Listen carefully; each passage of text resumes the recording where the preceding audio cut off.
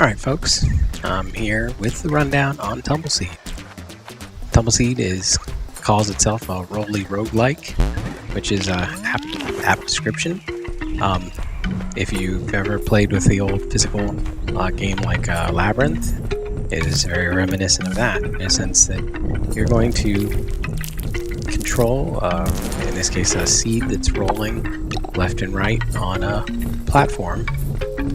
It has momentum. You have to worry about controlling your speed. You have to worry about moving left and right, and you have to avoid various holes, obstacles, enemies, all kinds of things.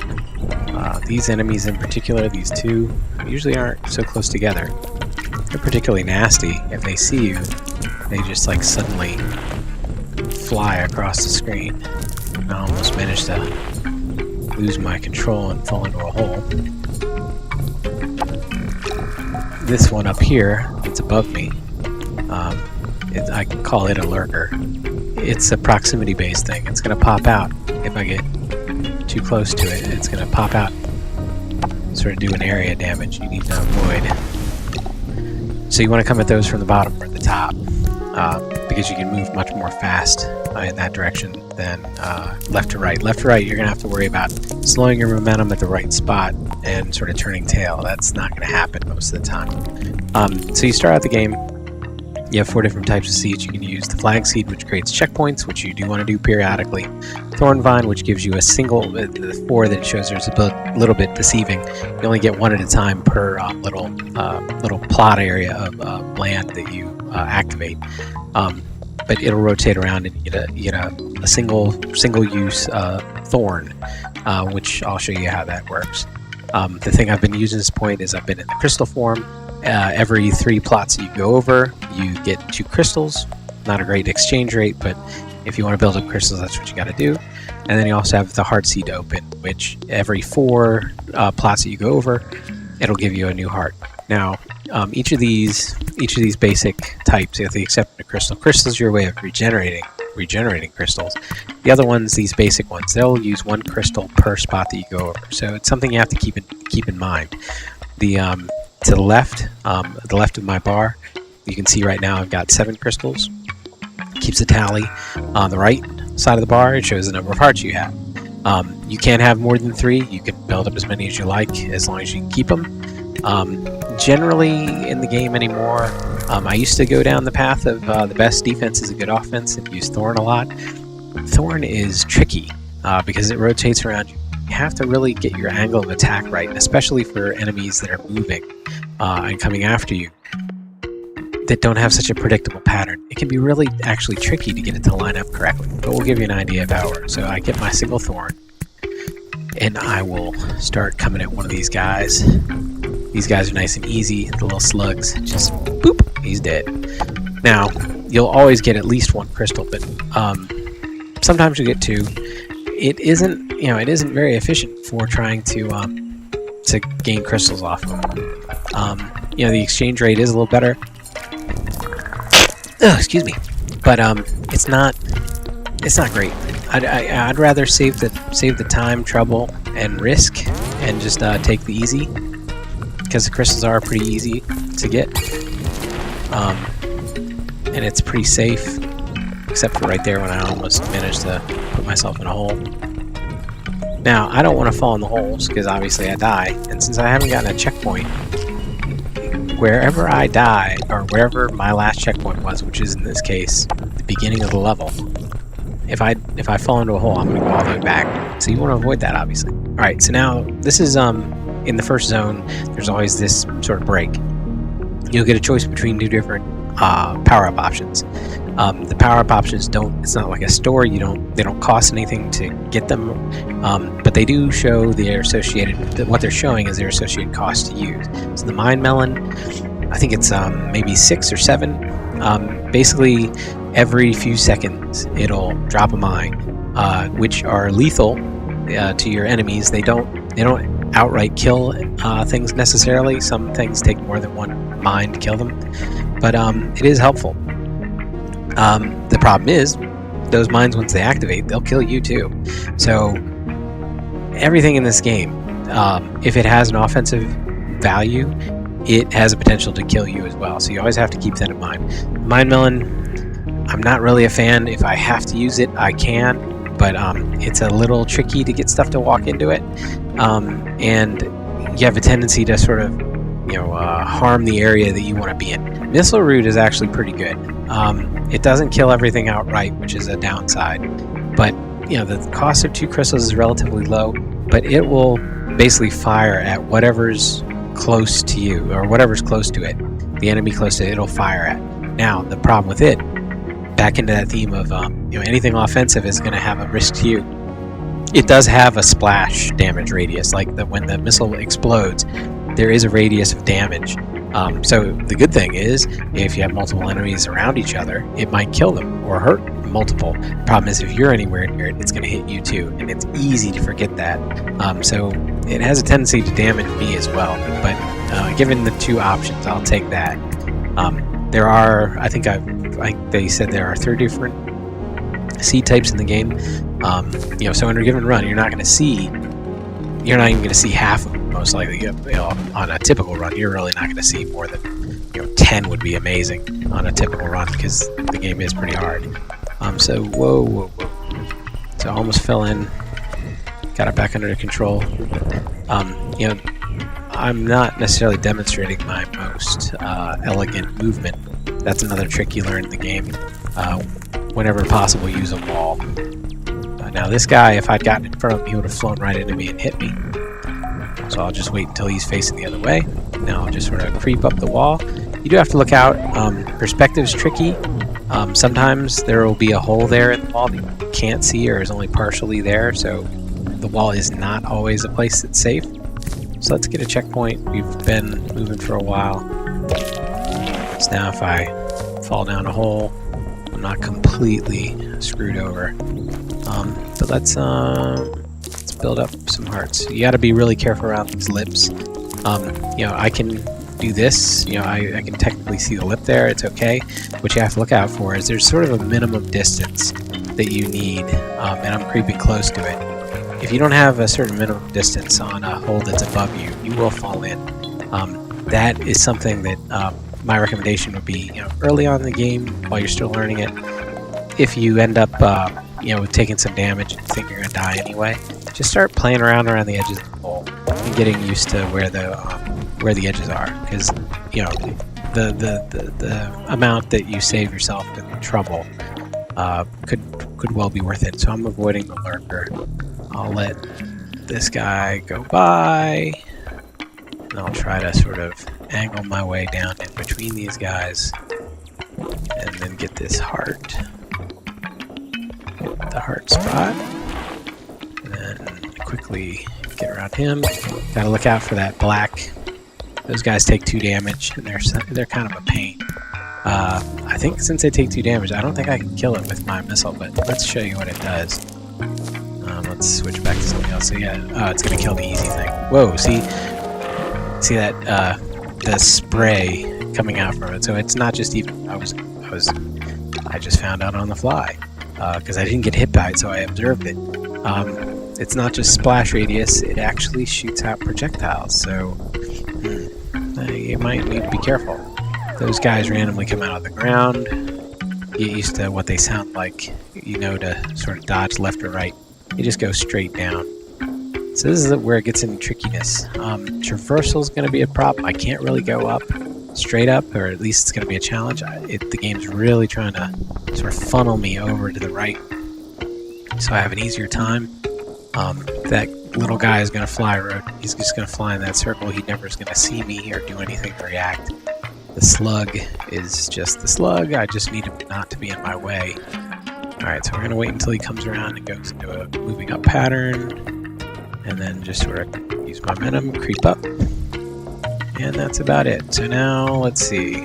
This is a lot of the game. It's like hiking. I think I heard the developer use that as a metaphor to describe it. It's accurate.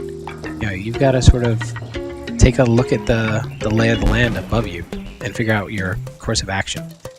So now we're in town. Buildings that don't have any markings on them just have sort of people that say the same thing every time. There's really not a story per se here.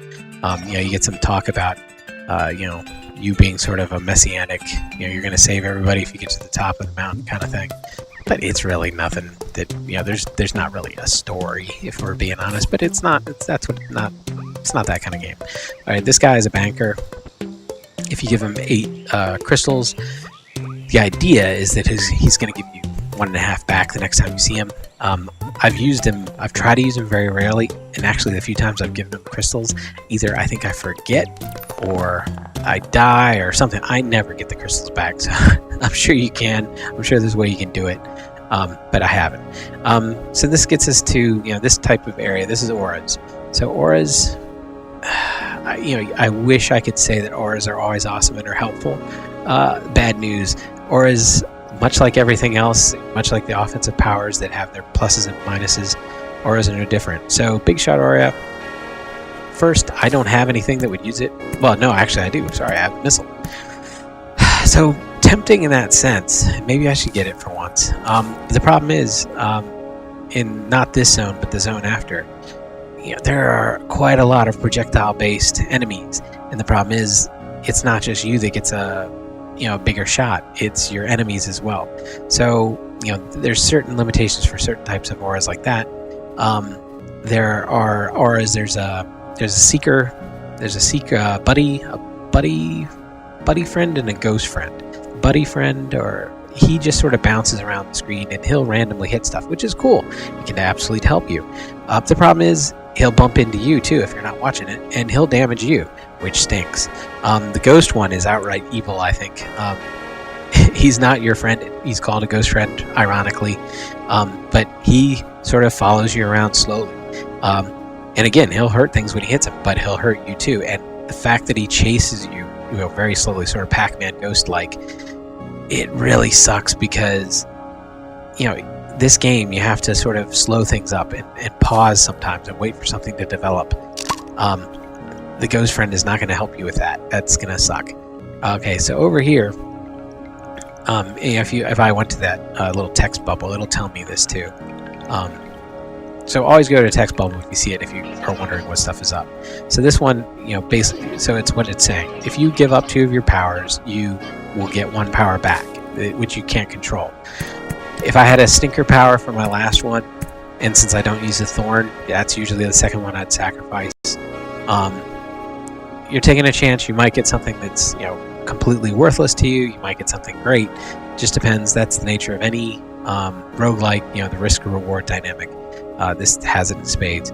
So right now I'm comfortable. I took the aura, which is under my seed. That's the little thing. Every time I get hit, I'll actually drop the aura. If I want it, if I want it back, I have to actually go get it, which can present problems. Auras, almost every one of, even the one that makes somewhat the 2 that seem the best, the vampire aura, as far as I can tell, this is the thing. It doesn't tell you these things, but it's something I've observed. As far as I can tell, so when you kill something with a vampire aura, you gain, it's the same as running over one of the plots for a heart. You'll get a quarter of a heart. The downside is, apparently, when things die and you've got that aura, you may gain health, but the things will stop dropping crystals. I am almost 100% positive that's the case. I had it for a game and I was watching, and I swear I didn't get anything for it. So, that's a risk reward. There's one that's a magnet that will attract crystals. Again, seemingly awesome, and most of the time it really is awesome. But there's a type of enemy. He's a little white sort of gnat-looking thing. I call him like a crystal fly. They hang out around crystals. And if the crystal's being attracted to you, it's going to attract those little buggers towards you too. Not to say that it's guaranteed it's going to hit you, but it's definitely a risk. So, this is definitely a roguelike game. Everything pretty much is balanced. I can't say that I've hit anything where there's not some sort of trade-off. There is no, OP kind of combination of stuff that you're going to get that's going to make you invincible. It just doesn't really happen. So I'm in a pretty good spot. I'll check the store before I do anything else. See if there's anything good in here. The store, random like anything else. All right, the bomb is awesome, but it's expensive. So look at that. It uses five 5 crystals for me to use, and it cost me 12 to buy, I wouldn't even have enough to use it. It's an awesome weapon. It will kill anything in the blast radius, which is actually quite large. The major downside is if you're in that blast radius, it's not just it'll take a single heart off you, you will die. So it's an awesome power. It's very expensive to use. I don't tend to get it because it is so expensive. Avalanche, it's one in the middle. It's another good one. It's relatively cheap. It's a use. It's only 1 crystal to use. Doesn't kill anything as a guarantee by any means, but it causes enormous snowballs to sort of fall out of the sky and start rolling, and it'll hit stuff and sometimes kill it. The problem is it will hurt you too. So, the suggestion, if you have Avalanche, you want to activate it where you're close to an object or close to the wall, where not just you're close to the wall, but there's some kind of sort of outcropping that's higher up on the screen than you, so you can sort of hide under there. Because you do not want to be in the field when those things are falling. You're very likely to hit. Flytrap is actually a really solid one. It's cheap. It's cheap to buy. In this case, it's only 3 crystals to buy. Cheap to use. It's only 2 crystals. It isn't a guarantee that things will die. Snakes tend to be dumb and they'll run into it. In the little graphic here, I call them the pink bastard spider. They're really wily. You have to sometimes be patient to trick them into going to the fly trap, and a lot of the time, no matter how much you try, they're not going to go in it. But hey, it's the nature of the game. Those guys, they're probably my most hated enemy type. They are the pits. I hate dealing with them because they chase you relentlessly, and like I said, they're wily bastards. They're good at dodging things. It's depressing. See, there's one waiting for you right up there. He's like, yeah, what's up? I'm gonna get you. All right, so I'm gonna missile you. I'm gonna missile you, dude. Or should I try the fly trap? All right, we'll try the fly trap just because he's far away and I can try. Hopefully, I can lure him. Once they get too close, it's dangerous to use a fly trap. So they tend to sort of subdivide the distance between you. So maybe I can get him to leap into it. I want to be lined up. I want to sort of get close. Ah, oh, you punk. He's going to avoid it. See, now it's this game of cat and mouse. Now I need to sort of get him to set up again. I need to get him far away. I'll try one more time to sort of lure him in, but after that, I just got to cut my losses and move on. Alright, so we gotta get sort of close. We gotta leave between me and him. Alright, now, this might be good. He might do it. He might do it. Come on, boy. Oh, you! You are a punk. Oh, Spider, you are such a punk. Alright, I should have gone missile. Alright, I got nothing in the area. We'll assume I want a missile when I get somewhere. It does have that spot. It's going to give me up and down. I can try to hit him with it. I tend to... Oh, damn it. I forgot about that. It takes 3. I missed him. Ah, man. I'm just going to have to get out of dodge. This is not going to happen. That dude's going to turn around and start shooting soon. And I almost fell in the hole along the wall that I was about. There's the flies. The little crystal flies, I called them. Alright, now I need to activate this and get away from it so I don't get hit by splash damage. There we go. Still didn't get the damn spider. Alright, gonna try it again. I have faith. Come on, hook me up. There we go. Dead spider. There we go, game. Rewarding me for my patience and diligence. That's what I like. Got a lot of crystals. Got a damn crystal bug. Drive me nuts. Oh, and then I fall in the damn hole. Game rewards you for diligence and then punishes you because you're too damn busy talking. Alright. Yeah, I gloated. I had a moment of ego. And the game punished me for it. Alright, so get my aura back. This time, plant a freaking checkpoint because I was a fool not planning that. And then get my crystals. Those green ones are worth 5, yellow ones are worth 3. I'm gonna swoop in, try to swoop in and get these buggers when the little fly is not near him. Just leave that one for him. He can keep it. I'm generous, feeling generous today that way. That guy's gonna shoot at me, but now that he's facing down, so he's not gonna keep looking at me. So I'm cool. Just need one more to get another heart. Yeah, I was gonna say this is usually when stuff starts going south. So let's get a missile. Yeah, baby. There we go. Missile getting the job done. Alright, and there's, damn, these little dudes they sort of fly randomly, so they're not terribly lethal, but they definitely slow your roll and get sort of in your way. We're gonna try to cut up on the side. Alright, get my last heart. I really don't need the crystal that bad. Get this checkpoint. Alright, so now we're gonna get another power up if I can get over there. Guess we're gonna assume I want a missile stuff for now. As a default, you don't want to go on those spikes. Those are instant death. And there's a spider waiting for me. Alright. Alright, this one's antidote. It goes with the, I think it's a toxic cloud, or there's one that, you know, it's showing the cloud around the person for antidote. It'll heal you from the toxic choke. I'm trying to remember the name of that seed. Problem with the antidote is it's expensive. So yeah, five to use it. So the toxic choke, it is helpful. It will poison anything that touches it. The poison tends to spread. The bad thing is it'll spread to you. It doesn't. So with enemies, it'll slowly whittle down their health. It won't do that to you, but what'll happen is if you get hit while have that toxic cloud around you, and I don't think you can get rid of it without antidote. I don't think it gives up over time, but I could be wrong. I just might have not ever seen it. You know, without that antidote, if you get hit by anything, it's instant death. So, you know, it has a specific use. I'm gonna avoid the toxic choke if I can. Cannon spore, I'm gonna take it. It's directed. There's 4 shots. It can work.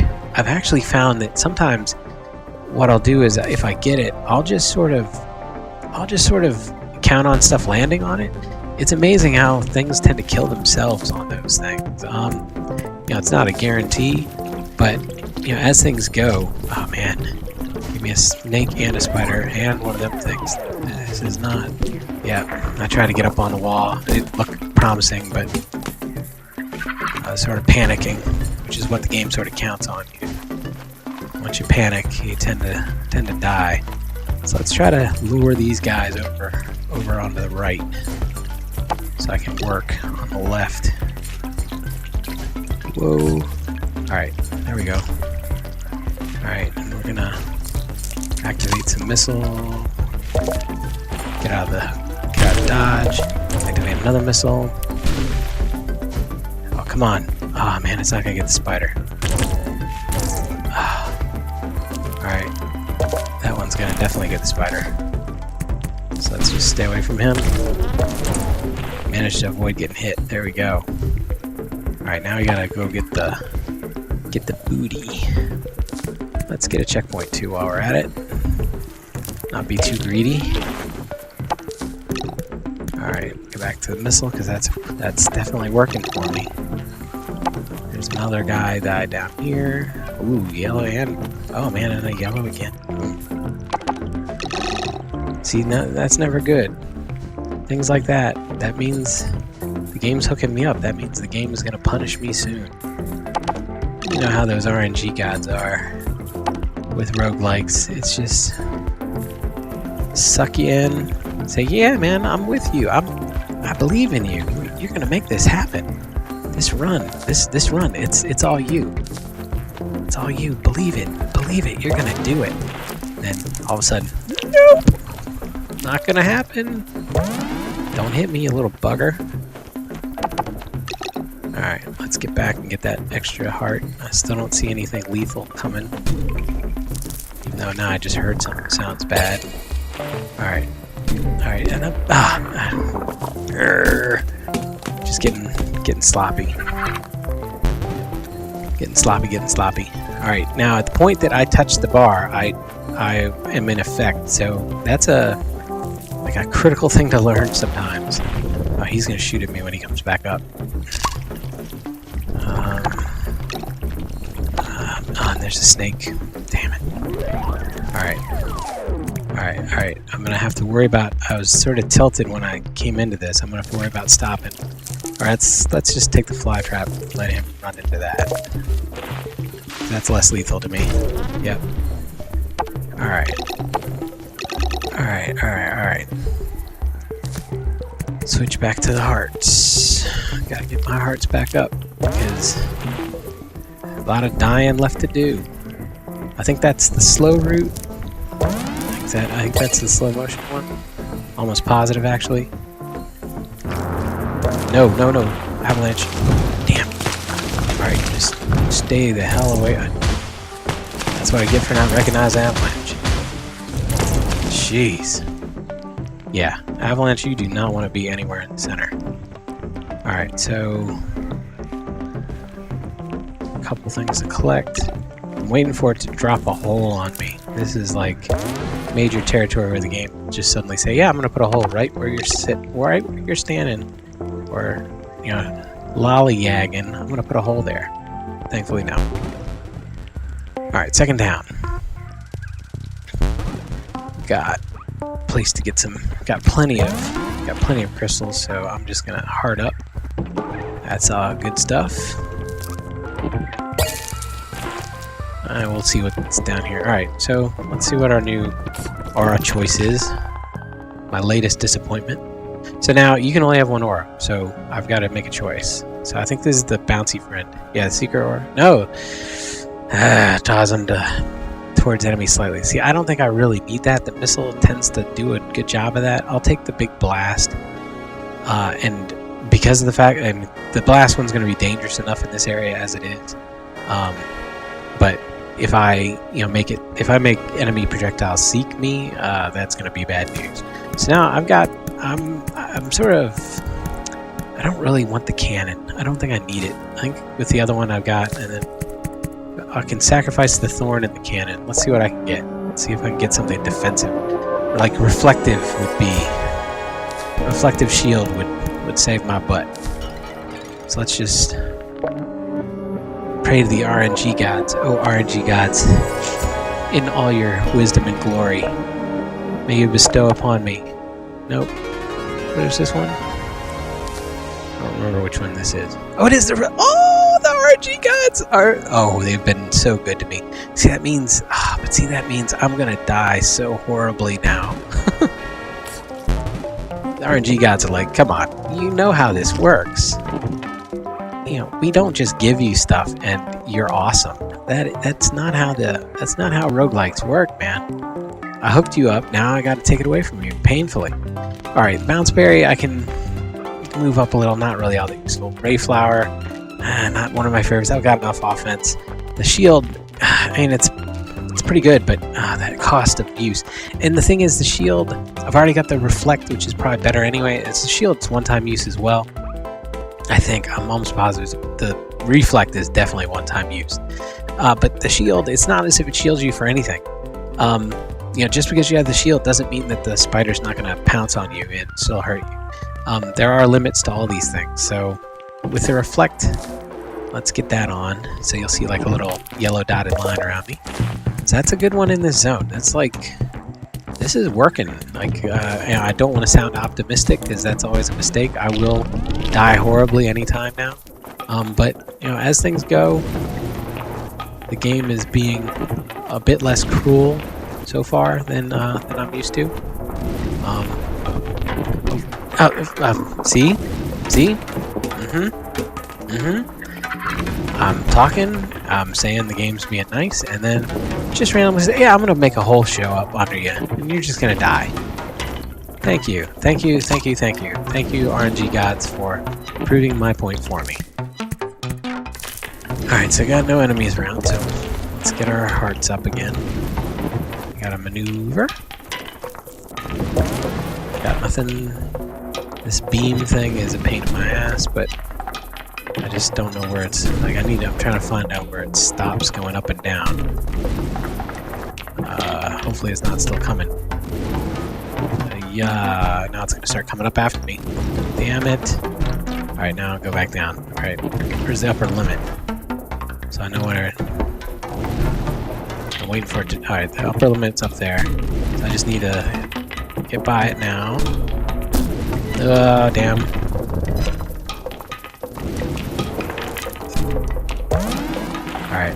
Alright, up there. Alright, no. Ah, that was not good timing. Speaking of the game not being cool with me doing well. Alright, so that guy's got projectiles. We can kill him if we had to, but for now, let's just hard up. Yep, got my kill. Let's get another reflect on. Just because these paint rollers do shoot at you too. Just because, you know, not enough things shoot at you. That's like the rule. Alright, I want to get these guys, but I want to try to get them in the splash damage. Ah, damn. Ah. Activate him. There we go. Whoa. Alright, come on. Alright. Patience. Alright, come on. No. Alright. Alright. That was profitable. Alright. Gonna hook it up again. Get rid of you. Be very aware. Oh, damn, I was trying to be aware of him. He still got me. Alright. Collect my spoils. Slow down. Alright. Things are starting. Oh, and I didn't get a checkpoint. My gosh. As I was saying, hubris in the Tumbleseed player is about frickin' holes. Man, game. Yeah. It's tempting me. I want to get that aura back, but sheesh.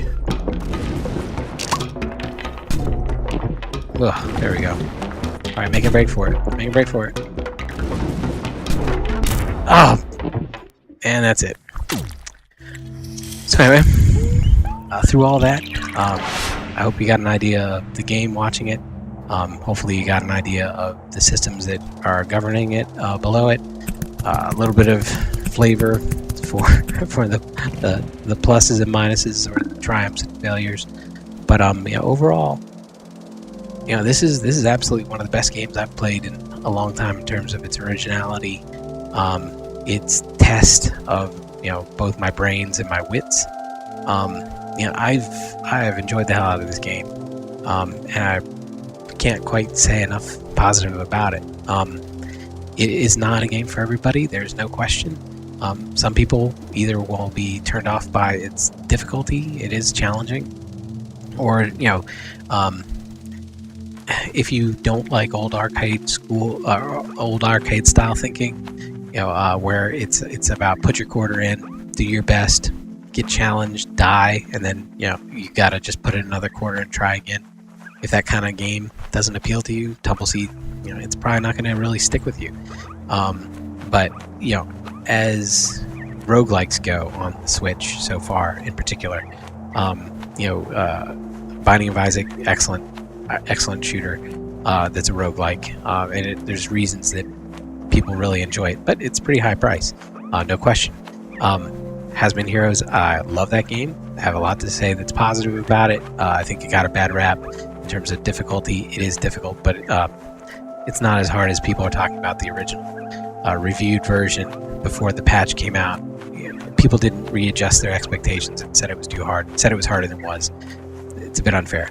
But among those roguelikes, because of its price point, which is cheaper than the other two, because of its level of accessibility, and because of just it being so different, Tumbleseed is an easy recommendation among the roguelikes, especially if you've not dipped your toe into the roguelike pool. I would definitely recommend giving it a try. If what you saw doesn't look like it completely turns you off, it's a very bright, interesting, challenging, interesting game that I've had a great time playing, and hopefully that you've enjoyed sort of getting a general overview of, or a rundown of, and that's sort of the point. So my final thoughts on the game is are that there's not a lot I can imagine I could ask for additionally. There's more content I haven't gotten the last zone. It is definitely a learning experience. You're gonna go through a period of probably a couple hours where you're just getting down the mechanics and getting confident with your movement. Initially, I thought the Pro Controller is a bit loose. I've gotten used to using it. I find the sticks on the Joy-Con to be a little bit better because of stiffness for some reason. I have an easier time controlling sort of the up-down of the stick. I don't tend to go left-right as much or diagonal as much. On the Pro Controller, it's so loose. I tend to have a little bit more trouble wandering, not completely up and down sometimes. But the Pro Controller it's definitely controllable. In the start, I think the stiffness of the Joy-Con and joysticks make it a little bit easier. But it is an incredibly good game, and I think just about anybody who is open to a challenge would have a wonderful time with it. So that's the rundown on Tumbleseed, and hopefully you enjoy this. Thanks.